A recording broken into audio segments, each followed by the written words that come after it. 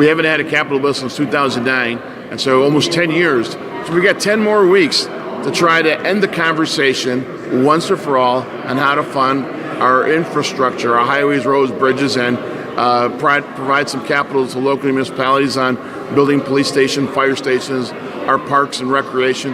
And so I think that the most reliable, sustainable proposal on the table today is an increase to the motor fuel tax. That's been discussed, with Operators 150, proposing a capital bill that includes doubling the gas tax.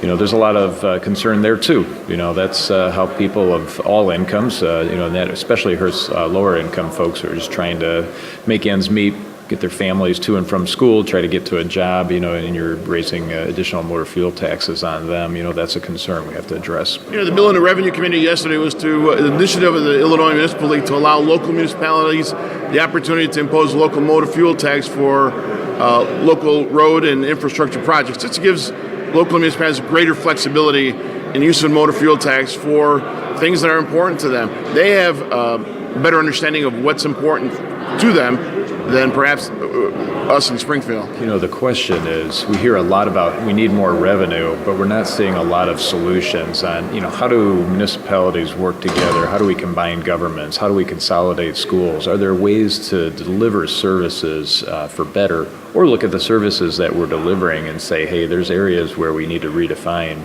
where we're putting our resources. There's a lot of stuff that comes up here, a lot of money that's spent down in Springfield and around the state that I think a lot of people would say, what?